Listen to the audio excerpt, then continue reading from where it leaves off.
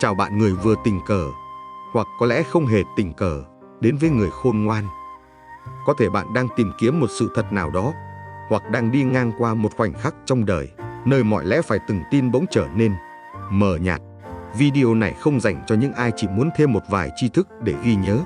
Nó dành cho người dám nhìn lại chính mình, dám hỏi những câu hỏi tưởng chừng như không ai muốn hỏi. Tôi có thật sự đang sống điều mình nói không? Tôi hiểu hay tôi chỉ lặp lại điều người khác từng hiểu?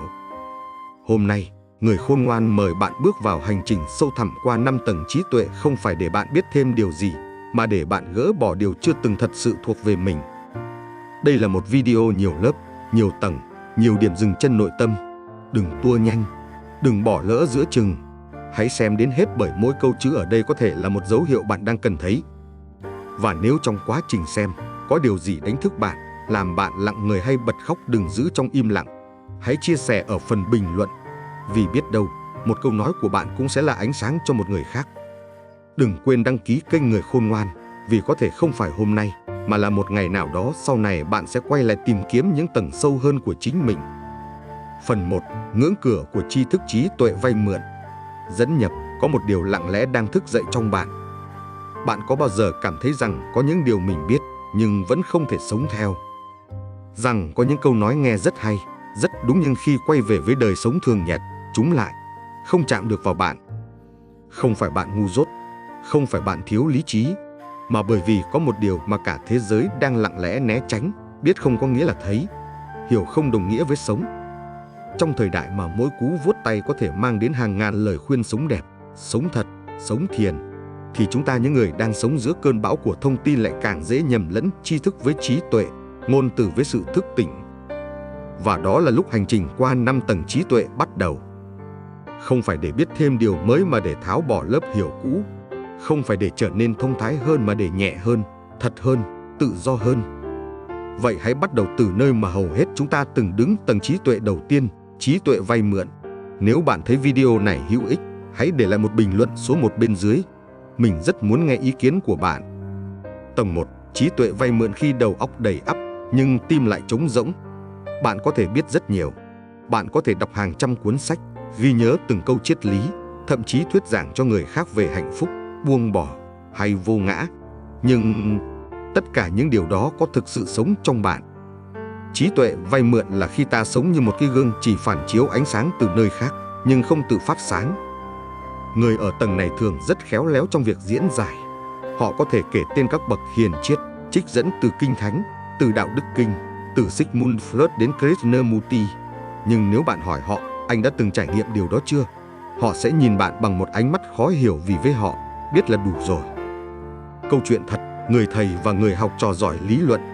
Tôi từng gặp một sinh viên triết học rất giỏi. Cậu ta có thể hạ gục mọi đối thủ trong các buổi tranh biện bằng lý lẽ sắc bén. Nhưng một lần, khi bị người yêu chia tay vì nói cậu không có thật, cậu đến tìm tôi trong sự hoang mang. Em không hiểu. Em đã học về tình yêu, về sự hiện hữu, về niềm tin. Vậy mà em lại thấy mình hoàn toàn trống rỗng trước một người mà em từng nghĩ là hiểu rất rõ. Tôi chỉ hỏi cậu một câu. Em có bao giờ yêu chưa? Không phải hiểu về tình yêu, mà thật sự để nó sống qua em với tất cả tổn thương, nồng nàn và cả sự không hoàn hảo của nó. Cậu ấy im lặng. Lần đầu tiên. Đó chính là khoảnh khắc cậu bước khỏi tầng trí tuệ vay mượn. Vì sao chúng ta ở lại quá lâu với trí tuệ vay mượn? Bởi vì nó an toàn. Khi ta lặp lại lời của người khác, ta không cần phải đứng ra chịu trách nhiệm. Ta nấp sau danh tiếng của những người đi trước, sau triết lý, học thuyết, sau những câu chữ đẹp đẽ, để không cần đối diện với chính mình. Và đáng sợ nhất là, càng biết nhiều, ta càng khó thừa nhận mình chưa từng thấy gì. Nhiều người ở tầng này cả đời không phải vì họ kém cỏi, mà vì họ chưa từng nghi ngờ điều mình biết. Sự đánh thức bắt đầu từ đâu? Hãy tự hỏi, mỗi lần tôi nói ra một điều hay, đó có phải là điều tôi đã sống thật không? Tôi có đang dùng tri thức như một áo giáp, hay như một cầu nối đến sự thật? Khi ai đó thách thức tôi phản ứng vì sự thật bị xúc phạm hay cái tôi bị tổn thương? Chỉ cần bạn thành thật với 3 câu hỏi này, thì đó chính là điểm khởi đầu cho tầng trí tuệ kế tiếp, trí tuệ phản tư, nơi bạn bắt đầu không tin ngay cả vào điều mình tin. Tạm kết phần một câu hỏi để bạn mang theo. Liệu điều tôi đang nói có thật sự là điều tôi đã sống không? Nếu không, đừng vội trách mình, vì trí tuệ vay mượn là điểm khởi đầu của tất cả chúng ta. Nhưng nếu bạn đủ dũng cảm để thấy điều đó, bạn đang bước những bước đầu tiên vào một sự thật sâu hơn. Nếu bạn thấy video này hữu ích, hãy để lại một bình luận số 1 bên dưới. Mình rất muốn nghe ý kiến của bạn. Phần 2. Trí tuệ phản tư lúc nghi ngờ điều mình tin nhất. Có một khoảnh khắc rất quan trọng trong đời sống tinh thần của mỗi con người, đó là khi ta bắt đầu nghi ngờ. Không phải là nghi ngờ người khác, mà là nghi ngờ chính bản thân mình. Không phải là hoài nghi kiểu nổi loạn, chống đối, phủ nhận tất cả, mà là một kiểu chất vấn âm thầm, thấu đáo, đâm thẳng vào chính những điều mà mình từng xem là chân lý. Đó là khi bạn bắt đầu dừng lại, chỉ một khoảnh khắc thôi, giữa cơn lốc của những điều nghe có vẻ đúng, để tự hỏi liệu điều này có thật không? Liệu mình có đang tin vào một điều mà chưa từng kiểm chứng không? Khi điều đó xảy ra, bạn đã bắt đầu bước vào tầng trí tuệ thứ 2, trí tuệ phản tư. Trí tuệ phản tư là gì? Là khi bạn không còn tiếp nhận tri thức một cách thụ động. Là khi bạn bắt đầu nhìn vào trong và thay vì hỏi điều này đúng không, bạn hỏi tôi đang tin điều này vì điều gì? Và thay vì lập tức đồng thuận với một điều nghe có vẻ đúng, bạn bắt đầu quan sát phản ứng nội tâm của mình trước điều đó một cách trung thực và không né tránh. Điều gì dẫn ta đến phản tư? Đôi khi là một cú sốc. Một lần bị phản bội bởi niềm tin. Một người thân thiết rời đi mà không có lý do. Một thất bại nặng nề khiến những lời dạy trước đây không còn ăn nhập gì với thực tế. Nhưng đôi khi, sự phản tư không đến từ đau đớn, mà đến từ một loại bất an âm ỉ kéo dài, kiểu bất an mà không ai thấy, nhưng bạn thì cảm nhận rõ rệt, hình như mình đang sống bằng những điều người khác nghĩ, chứ không phải điều mình thực sự thấy. Câu chuyện minh họa, một nhà truyền giáo và bức tượng Đức Mẹ. Tôi từng biết một người phụ nữ là một nhà truyền giáo Công giáo rất mực thành kính. Suốt 20 năm, ngày nào bà cũng quỳ dưới chân tượng Đức Mẹ để cầu nguyện. Bà sống chuẩn mực, giảng dạy về đức tin và được cộng đồng tôn kính. Nhưng một ngày, chồng bà, người mà bà luôn tin là phúc lành của Chúa, ban bỏ bà để đi theo một người phụ nữ khác. Bà sụp đổ. Trong suốt nhiều tháng, bà vẫn cầu nguyện, nhưng lần này không còn lời nào thốt ra được, chỉ có nước mắt. Và một ngày kia, bà đứng dậy, không cầu nguyện nữa. Bà chỉ nhìn vào tượng Đức Mẹ và nói: tôi không còn biết mình đang tin vào ai nữa, nhưng tôi muốn bắt đầu lại không từ giáo lý, mà từ chính nỗi đau này. Bà đã bước vào trí tuệ phản tư. Phản tư không phải là mất niềm tin, mà là bắt đầu tìm thấy niềm tin thật sự. Không ai bước đến trí tuệ cao hơn mà không đi qua tầng này. Bởi vì nếu bạn chưa từng chất vấn điều mình tin, thì điều đó chưa bao giờ thực sự là của bạn. Trí tuệ phản tư là gì nếu không phải là dám soi lại chính mình? Bạn bắt đầu nhận ra những điều mình tin không phải vì nó đúng, mà vì nó khiến bạn cảm thấy an toàn. Bạn bắt đầu nhận ra mình hay lập luận sắc sảo không phải vì yêu sự thật, mà vì muốn bảo vệ một bản ngã đang run rẩy. Bạn bắt đầu thấy rằng có những điều bạn lặp đi lặp lại không phải vì bạn sống nó, mà vì bạn không dám thừa nhận mình không còn gì để bám vào. Đó là lý do tại sao trí tuệ phản tư thường đi kèm với một thời kỳ bất an. Bạn không còn cảm thấy yên ổn với những câu trả lời có sẵn. Bạn bắt đầu thấy khó chịu khi nghe lại những triết lý từng khiến bạn xúc động. Bạn không còn dễ tin vào người có lý luận giỏi, mà muốn biết người đó đã sống như thế nào. Tầng này không cho bạn câu trả lời, nhưng nó cho bạn một thứ còn quan trọng hơn: trung thực. Không phải kiểu trung thực với người khác, mà là trung thực với chính mình. Bạn bắt đầu không dễ dãi với chính những niềm tin mình đang mang. Bạn bắt đầu nhận ra rằng biết một điều và thấy một điều là hai thế giới hoàn toàn khác biệt. Và đôi khi, bạn chọn im lặng trước một câu hỏi không phải vì không biết câu trả lời, mà vì bạn không còn muốn nói ra một điều mà chính bạn chưa từng sống thật. Vì sao phản tư là giai đoạn nền móng cho mọi tầng trí tuệ cao hơn? Bởi vì khi bạn không còn vội tin, vội nói, vội chia sẻ, thì khoảng lặng bắt đầu mở ra. Và chính trong khoảng lặng ấy, một loại trí tuệ khác không đến từ đầu óc, mà từ sự tỉnh thức sâu bên trong bắt đầu nảy mầm. Bạn bắt đầu ngửi ra mùi của giả dối, đặc biệt là từ chính bản thân mình. Bạn bắt đầu sống chậm lại, không phải vì bạn mệt, mà vì bạn không muốn lặp lại một điều chưa từng thật sự thấy rõ. Tạm kết phần 2 một lời mời im lặng. Trí tuệ phản tư không tạo ra sự an ổn. Nó làm ta bất an, nhưng là sự bất an cần thiết để rời khỏi vùng an toàn của mê mờ. Nó không cho ta một con đường rõ ràng, nhưng nó bắt đầu mở ra cánh cửa trung thực, nơi mà trí tuệ thật sự bắt đầu được sinh ra. Và chỉ khi bạn dám đối diện với chính mình, không để phán xét, không để hối lỗi, mà chỉ để thật sự thấy, thì khi đó bạn mới có thể bước tiếp đến tầng trí tuệ thứ 3, trí tuệ tự thân. Nếu bạn thấy video này hữu ích, hãy để lại một bình luận số 1 bên dưới. Mình rất muốn nghe ý kiến của bạn. Phần 3. Trí tuệ tự thân khi sự thật trở thành một lớp trầm tích. Có một sự thay đổi tinh tế nhưng sâu sắc xảy ra sau khi ta đi qua tầng phản tư. Khi bạn đã đủ can đảm để nghi ngờ những điều mình từng tin và đủ trung thực để không vội thay thế bằng niềm tin mới, thì một thứ gì đó bắt đầu lớn lên từ bên trong. Không ồn ào, không chói sáng, không mang tên gọi nào cụ thể. Chỉ là một loại hiểu biết âm ỉ, lặng lẽ nhưng rõ ràng. Đó chính là lúc trí tuệ tự thân bắt đầu thành hình. Trí tuệ tự thân là gì? Là khi tri thức không còn là thứ bạn phải ghi nhớ, mà nó trở thành một phần của cách bạn sống. Không cần lý giải, không cần dẫn chứng, không cần viện dẫn ai. Nó không nằm trên đầu lưỡi, mà lắng lại trong cách bạn nhìn một sự việc, một con người, một nỗi đau. Không ai có thể truyền dạy trí tuệ tự thân cho bạn, và bạn cũng không thể truyền nó cho ai khác, bởi vì nó được chắt lọc từ chính trải nghiệm sống thật của bạn. Câu chuyện thật, người thợ sửa khóa và đứa trẻ bị nhốt. Có lần, một gia đình nhờ tôi mời một bác thợ khóa đến giúp mở cánh cửa bị kẹt. Bên trong có một đứa bé đang hoảng loạn. Người cha thì cuống cuồng, người mẹ thì gào khóc.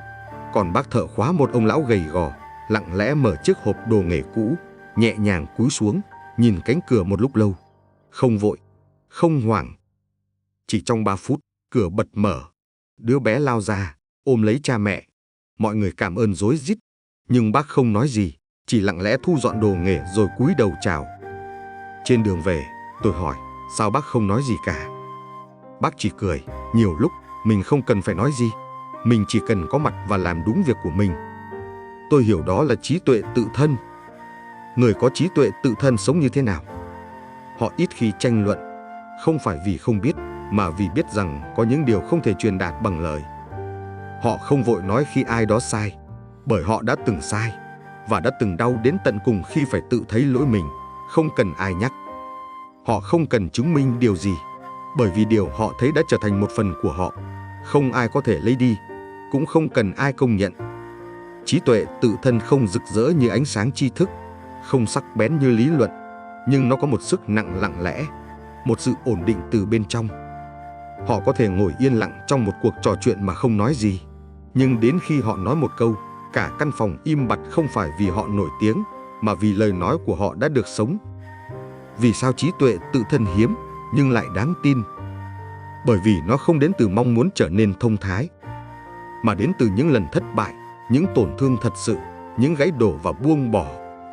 Mỗi lần đời dạy bạn một bài học, không qua sách vở, mà qua đau đớn thật sự. Nếu bạn không kháng cự, thì bài học ấy sẽ hóa thành một lớp trầm tích trong tâm bạn. Và chính từ lớp trầm tích ấy, trí tuệ tự thân được sinh ra. Không cần quá nhiều phân tích, chỉ cần có mặt, đầy đủ, trung thực, không gồng gánh. Dấu hiệu của người đang ở tầng trí tuệ tự thân: họ nghe một người khác nói, và thay vì phản ứng, họ lắng nghe bằng tất cả sự có mặt. Họ không nhìn người qua bằng cấp, lời nói hay danh tiếng, mà bằng chất sống. Họ có thể thấy rõ ranh giới giữa cái thật và cái giả, không cần quá nhiều lập luận, chỉ cần một cảm nhận tinh tế từ chính tâm thức đã từng kinh qua điều đó. Ví dụ thực tế, người nông dân và hạt giống. Tôi từng về một làng quê, gặp một cụ ông trồng rau. Ông không học triết, không đọc sách, nhưng khi tôi hỏi làm sao để biết đất đủ ẩm để gieo hạt, ông không trả lời ngay, chỉ cúi xuống, nắm một vốc đất, ngửi nhẹ rồi nói, nó đã sẵn sàng. Tôi hỏi, sao ông biết? Ông cười hiền, mình sống với nó đủ lâu, mình biết. Không có ngôn từ nào giải thích được cảm nhận đó, nhưng bạn có thể thấy rằng ông nói ra điều ông đã sống, không phải điều ông học thuộc. Đó là trí tuệ tự thân. Tạm kết phần 3 khi hiểu biết và lối sống là một. Trí tuệ tự thân không tìm cách nổi bật, không cố gây ấn tượng, không tranh luận đúng sai. Nó chỉ hiện diện, và từ sự hiện diện ấy, người ta bắt đầu thấy rõ điều thật và điều giả. Nếu trí tuệ vay mượn là ánh sáng từ bên ngoài, trí tuệ phản tư là ánh sáng dọi vào bên trong, thì trí tuệ tự thân là ngọn lửa nhỏ cháy từ tâm, đủ ấm để nuôi dưỡng, đủ mạnh để thiêu rụi mọi giả tạo còn sót lại. Và cũng từ đây, nếu bạn không vướng mắc vào chính trí tuệ mình có, thì bạn đã sẵn sàng bước tới một tầng sâu hơn nữa, trí tuệ phi ngã. Nếu bạn thấy video này hữu ích, hãy để lại một bình luận số 1 bên dưới. Mình rất muốn nghe ý kiến của bạn. Phần 4. Trí tuệ phi ngã thấy mà không cần khẳng định rằng mình thấy. Sau khi bạn đã sống với trí tuệ tự thân một thời gian, bạn sẽ bắt đầu nhận ra một điều rất kỳ lạ rằng ngay cả sự hiểu biết cũng có thể trở thành một lớp áo, nếu bạn vô tình đồng nhất với nó. Khi bạn bắt đầu tin rằng tôi là người đã thấy rõ điều này, tôi là người sống thật, tôi là người đang thức tỉnh, thì cái tôi cũ chỉ đơn giản mặc áo mới, và bạn lại bị mắc kẹt lần này không phải trong tri thức mà trong chính hình ảnh người biết mà bạn đang mang. Vì vậy, nếu bạn đủ nhạy, bạn sẽ bước sang một tầng nữa nơi sự thấy không còn đi kèm với nhu cầu khẳng định cái tôi, nơi không còn ai phải đúng, không còn điều gì phải chứng minh, nơi bạn không còn nhìn cuộc đời từ trung tâm của bản thân nữa. Tầng đó gọi là trí tuệ phi ngã. Trí tuệ phi ngã là gì? Là khi cái tôi không còn là gốc rễ của việc nhìn, nghĩ, nói, hành động. Không phải vì bạn cố dẹp bỏ bản ngã, điều đó chỉ khiến nó mạnh thêm, mà vì bạn đã thật sự thấy ra bản chất tạm thời, giả hợp, điều kiện hóa của cái tôi, và từ đó, tâm bạn không còn bị thôi thúc phải bảo vệ bất kỳ hình ảnh nào về tôi. Bạn không còn xem mình là trung tâm, cũng không còn thấy người khác là đối tượng để đánh giá, so sánh, phân loại. Câu chuyện thật, người lãnh đạo thầm lặng. Tôi từng được nghe kể về một vị thầy là giám đốc của một tổ chức thiện nguyện lớn. Mỗi khi nhóm họp, ông thường là người ít nói nhất. Ông không phán xét, không can thiệp sâu. Nhưng mỗi khi có mâu thuẫn, mọi người đều quay sang ông, và ông thường chỉ nói vài câu rất nhẹ, nhưng khiến cả phòng im lặng, trở về. Khi được hỏi vì sao ông luôn giữ được sự bình thản và nhìn thấu mâu thuẫn, ông chỉ cười và nói: "Tôi không cần phải thắng, tôi chỉ cần thấy." Câu trả lời đó hàm chứa một trí tuệ đã rơi rụng cái tôi, một trí tuệ không bị lệ thuộc vào việc chứng minh. Người ở tầng trí tuệ phi ngã sống ra sao? Họ có thể bước vào một cuộc đối thoại mà không mang theo vũ khí. Họ có thể nghe một người chỉ trích mình và chỉ lặng lẽ quan sát tâm mình đang khởi lên điều gì. Họ thấy được cơ chế của mọi cuộc tranh luận không chỉ là đúng hay sai, mà là một cái tôi đang khát khao được công nhận, một cái tôi đang chiến đấu để không bị phủ nhận. Họ có thể lặng im trước sự hỗn loạn không phải vì họ yếu thế, mà vì họ không còn muốn tham gia vào trò chơi ấy nữa. Trí tuệ phi ngã không tìm cách tỏ ra không cái tôi, mà đơn giản là không còn dính mắc vào nó. Bạn sẽ không thấy người ở tầng này khoác lên mình vẻ đạo mạo. Họ có thể rất đời thường, có khi pha trò, có khi im lặng, có khi làm việc rất bình dị. Nhưng khi bạn ở gần họ đủ lâu, bạn sẽ cảm nhận được một thứ rất hiếm, một sự hiện diện không có nhu cầu điều khiển, không có ý đồ thao túng. Ví dụ thực tế, người thợ may và mảnh vải lỗi. Tôi quen một bà thợ may già. Một lần, bà nhận sửa một chiếc váy cưới bị rách do một người khách vô ý làm hỏng. Người khách ấy rất căng thẳng, xin lỗi rối rít và đề nghị trả thêm tiền. Nhưng bà chỉ mỉm cười: "Cháu không cần áy náy đâu. Cái váy là để phục vụ hạnh phúc, không phải để người ta cảm thấy có lỗi." Và rồi bà cẩn thận sửa lại từng đường kim mũi chỉ, không một lời trách móc, không một ánh nhìn xét nét. Đó là sự tử tế không đến từ đạo đức, mà từ trí tuệ phi ngã, nơi không còn ai để nâng cao, không còn ai để bảo vệ. Vì sao tầng này là bước ngoặt sâu sắc trong hành trình tỉnh thức? Vì khi bạn sống từ trí tuệ phi ngã, bạn không còn nhìn thế giới qua lăng kính của tôi và của tôi. Bạn không cần ai công nhận rằng mình đang tỉnh thức. Bạn không cần phải nổi bật giữa đám đông. Bạn không cần được trích dẫn, được lắng nghe, được nhớ đến. Vì bạn đã thấy rằng tất cả những điều đó đều là sản phẩm của một bản ngã đang khoác áo người tốt, người thông thái, người tâm linh. Và khi bạn không còn dính mắc vào bất kỳ vai diễn nào, bạn bắt đầu nhìn cuộc đời như nó đang là trong sự yên lặng, trong suốt và sâu sắc. Tạm kết phần 4. Khi bạn không còn là trung tâm của sự thấy. Trí tuệ phi ngã là một điểm ngoặt, bởi nó không chỉ thay đổi cách bạn nghĩ mà thay đổi cái nền của mọi suy nghĩ. Bạn không còn phản ứng từ bản ngã, bạn bắt đầu phản ánh từ tâm sáng. Và rồi, nếu bạn đủ tĩnh lặng, đủ khiêm nhu, đủ nhẹ để không còn mong muốn hiểu biết thêm gì nữa, thì một tầng trí tuệ nữa sẽ mở ra. Trí tuệ vô ngôn, nơi không còn gì để hiểu, cũng không còn ai để hiểu. Nếu bạn thấy video này hữu ích, hãy để lại một bình luận số 1 bên dưới. Mình rất muốn nghe ý kiến của bạn. Phần 5. Trí tuệ vô ngôn, sự biết không lời, sự sống không chủ thể. Khi bạn đã buông rơi mọi hệ tư tưởng, khi bạn không còn là kẻ đang đúng, kẻ đang hiểu, kẻ đang sống theo con đường nào đó, khi bạn không còn mang bất kỳ cái tên nào cho chính mình, không còn thấy mình là người đang tu, người đang thức tỉnh, người đang đi tìm sự thật, thì có thể bạn đã bước vào trí tuệ vô ngôn. Trí tuệ vô ngôn là gì? Không phải là tầng cao nhất, cũng không phải là đích đến. Chỉ đơn giản là điểm nơi mọi tầng trí tuệ trước đó tan rã. Nơi không còn ai đang hiểu, không còn điều gì cần hiểu thêm. Nơi không còn chủ thể để sở hữu, cũng không còn đối tượng để theo đuổi. Bạn không còn sống bằng ý niệm, bạn không còn nghĩ để sống. Bạn không còn cần biết điều gì đang xảy ra để sống đúng với nó. Bởi sự sống không còn qua bộ lọc của ngôn từ và ý thức mà đơn giản hiển lộ như nó vốn là. Câu chuyện thật, người mẹ già và chén cơm nguội. Tôi từng ghé thăm một bà cụ sống một mình ở quê. Mỗi ngày, bà chỉ ăn một bữa cơm nguội chan nước mắm. Tôi hỏi, bà không thấy buồn khi phải sống đơn sơ vậy sao? Bà cười, không, cơm nguội cũng có mùi riêng, mà cái mùi đó, ăn quen rồi lại thấy thương. Không có triết lý nào ở đó, không có tư tưởng cao siêu nào. Nhưng tôi đã học được điều sâu sắc nhất.